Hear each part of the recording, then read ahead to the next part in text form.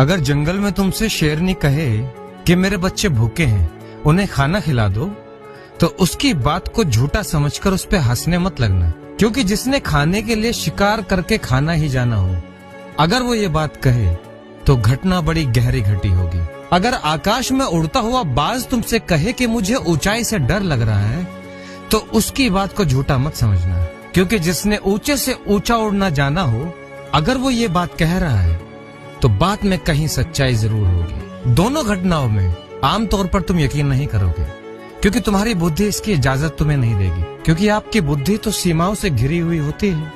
उसे लांघ कर कुछ देख पाना बड़ा असमर्थ महसूस होता है। कुछ इसी तरह ऐसे ही कोई व्यक्ति बचपन से ही धर्म के कार्य में जुड़ा हो और फिर वो तुम्हें धर्म का पाठ पढ़ाए, तो उसका धार्मिक होना कुछ इस तरह होगा जैसे जंगल में कोई शेर शिकार करता हुआ होता है, जिसमें कोई आश्चर्य की बात नहीं। वो उसका काम है और उसमें वो अभ्यासरत है, और वो अकेला नहीं जो ऐसा करता है, पूरे जंगल के शेर ऐसा ही करते हैं। लेकिन अगर कोई ऐसा व्यक्ति जिसने जीवन का लंबा समय अपनी मौज मस्ती में काटा हो, जो समाज की नजरों में सिर्फ एक आम इंसान हो, जिसकी रुचि कभी धार्मिक ना रही हो, लेकिन एक रोज कभी तुम उसके विचारों में, उसके आभा मंडल में प्रकाश का तेज पाओ, उसके भीतर तुम जागरण का बोध पाओ, तो जरूर कुछ अप्रत्याशित घटा होगा।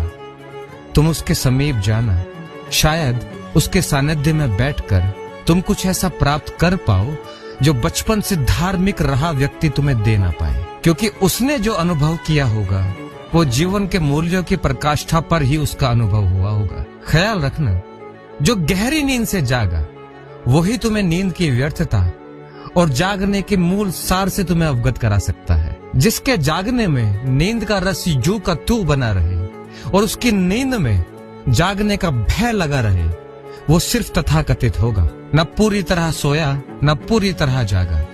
कठिन होगा तुम्हें ये निर्णय लेने में, ये समझ तुम्हें अपने भीतर लाने में बड़ी परेशानियों का सामना करना पड़ेगा। लेकिन अगर किसी ने ये कदम उठा लिया तो वो पूरी भीड़ से अलग हटकर अपना रास्ता खुद ही चुनेगा। फिर जो प्रीत कराए वही प्रियतम हो जाए।